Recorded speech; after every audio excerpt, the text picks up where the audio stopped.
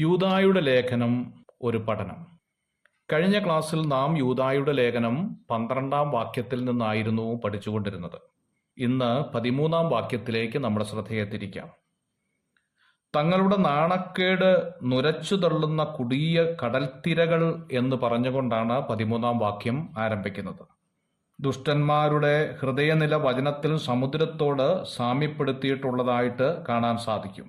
ദുഷ്ടന്മാരോ കലങ്ങി മറിയുന്ന കടൽ പോലെയാകുന്നു, അതിലെ വെള്ളം ചേറും ചെളിയും മേലോട്ട് തള്ളുന്നു എന്ന് യെശയ്യാപ്രവചനം 57-ാം അധ്യായത്തിന്റെ 20-ാം വാക്യത്തിൽ കാണുന്നുണ്ട്. സമുദ്രം എത്ര ശാന്തമായി കിടക്കുന്നു എന്ന് തോന്നിയാലും കാറ്റ് ശക്തിയായി അടിക്കുമ്പോൾ അതിലെ തിരകൾ ഇളകും, അത് ശക്തിയായി ഗർജിക്കുവാൻ തുടങ്ങും എന്ന കാര്യം നമുക്കറിയാം. യൂദാ വിശ്വാസ്യത്യാഗികളായ ഉപദേഷ്ടാക്കന്മാരെ കൊടിയ കടൽ തിരയോടാണ് സാദൃശ്യപ്പെടുത്തിയിരിക്കുന്നത്. തിരമാലകൾ ശക്തിമത്തായതാണ്. ഇത് ദുരുപദേഷ്ടാക്കന്മാരുടെ ശക്തിയെ എടുത്തു കാണിക്കുന്ന പ്രയോഗമല്ല, മറിച്ച് വമ്പു പറയുന്ന അവരുടെ നാവിനെ ഓർമ്മപ്പെടുത്തുന്നതാണ്. വെറും ഒച്ചപ്പാട് മാത്രം ഉളവാക്കുന്ന ആക്രോശപരമായ പ്രസംഗത്തെയുമാണ് ഇത് അർത്ഥമാക്കുന്നത്. എന്നാൽ ലക്ഷ്യബോധമില്ലാത്ത ഈ പ്രവൃത്തികളാൽ ഈ കൂട്ടർ എന്താണ് ഭാവി തലമുറയ്ക്ക് സംഭാവന ചെയ്യുന്നത് എന്നുള്ളത് അറിയുന്നില്ല. കടൽ തീരത്തുടനീളം അഴുക്കും ചെളിയും കലർന്ന അഥവാ തങ്ങളുടെ നാണക്കേട് ഒന്നു മാത്രം കുന്നുകൂടുന്നു എന്നുള്ളതാണ്. പിൻതലമുറയ്ക്ക് ആത്മീയ ജീവൻ പ്രദാനം ചെയ്യേണ്ട സഭ പഴകി ദ്രവിച്ച സിദ്ധാന്തങ്ങളും വിശ്വാസ പ്രമാണങ്ങളും ആത്മീക ജീവനില്ലാത്ത ആരാധനയും ജാതീയ നടപടികളും പാരമ്പര്യവും പിടിച്ചുകൊണ്ട് മുമ്പോട്ട് പോകുന്നതാണ് ഇതിൻ്റെ എല്ലാം കാരണമെന്ന് ഓർത്തുകൊള്ളുക. നല്ല മനുഷ്യൻ തൻ്റെ നല്ല നിക്ഷേപത്തിൽ നിന്നും നല്ലത് പുറപ്പെടുവിക്കുന്നു, ദുഷ്ടമനുഷ്യൻ ദുർനിക്ഷേപത്തിൽ നിന്നും തീയത് പുറപ്പെടുവിക്കുന്നുവെന്ന് മത്തായിയുടെ സുവിശേഷം 12-ാം അധ്യായത്തിന്റെ 35-ാം വാക്യത്തിൽ വായിക്കുന്നു. ഒരുവനെ രക്ഷയ്ക്ക് ജ്ഞാനിയാക്കുവാൻ മതിയായ തിരുവെഴുത്ത് ജനത്തിന് നൽകുവാൻ നമുക്ക് കഴിയുന്നില്ലെങ്കിൽ നമ്മുടെ ഓട്ടവും അധ്വാനവുമെല്ലാം വ്യർത്ഥമാണ് എന്ന് തിരിച്ചറിയുക.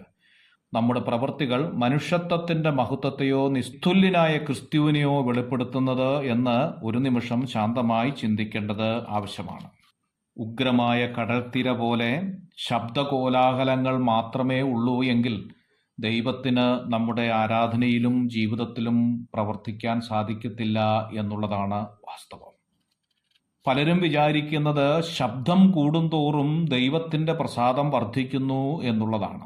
എന്നാൽ തിരുവെഴുത്ത് പരിശോധിക്കുമ്പോൾ ദൈവം ശാന്തസ്വരത്തിലുള്ളവരെയാണ് കൂടുതലും ഇഷ്ടപ്പെടുന്നത് എന്നുള്ളതാണ്. ചിലരുടെ ശബ്ദവും പ്രാർത്ഥനയും കേട്ടുകഴിഞ്ഞാൽ ദൈവം ചെകിടനാണ് എന്ന് തോന്നിപ്പോകും. അലറി തൊണ്ട കൊണ്ട് വിളിച്ചു കൂകുവാൻ തക്കവണ്ണം പൊട്ടനോ ഊമണോ ചെകിടനോ അല്ല നമ്മുടെ ദൈവം.